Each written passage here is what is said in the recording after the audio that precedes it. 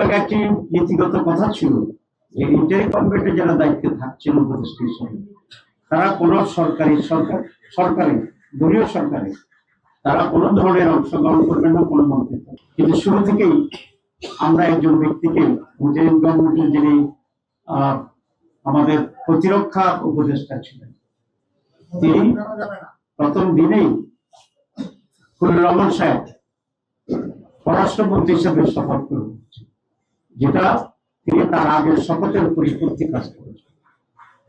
এখানে এটা স্পষ্ট যে খলিলুর রহমান ছিল লন্ডন কনস্পিরেসির প্রধান হোতা এবং সেখান থেকে তিনি সরকারকে মোটিভেট করে ষড়যন্ত্র করে বর্তমান যারা সরকারে আছেন তাদেরকে সুবিধা দেওয়ার জন্যই উনি অব্যাহতভাবে কাজ করছেন এবং তার সেই কাজের পুরস্কার হিসাবেই উনি পররাষ্ট্রমন্ত্রীর এই রিওয়ার্ডটা উনি পেয়েছেন।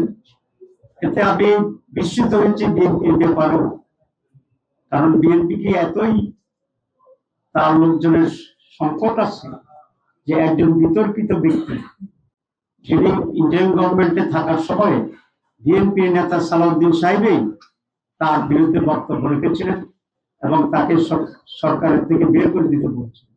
এই খারাপ লোকটা যেটা বিএনপির দৃষ্টিতে তখন খারাপ ছিল এবং সালাউদ্দিন সাহেবের বক্তব্যের পর উনি বিএনপির সাথে নিশ্চয়ই গোপনে এমন এক কন্ট্যাক্টে গেছেন যে তারা বিএনপির স্বার্থ সংরক্ষণের জন্য অন্যভাবে ভূমিকা দিয়েছেন, যে কারণে বিএনপির আস্থাভাজন হয়ে আবার তিনি বিএনপির মন্ত্রী হয়েছেন। কারণ নিশ্চয়ই বিএনপির সাথে ওনার এমন এক কমিটমেন্ট ছিল বা ওনার সাথে বিএনপির এমন এক কমিটমেন্ট ছিল যে উনি ইন্টারিম গভর্নমেন্টের থেকে বিএনপিকে হেল্প করবে নির্বাচনে আর বিএনপি সরকার গঠন করলে ওনাকে মন্ত্রী বানাবে। এটা কিন্তু ওই তাদের অবস্থান নিয়ে পরিষ্কার।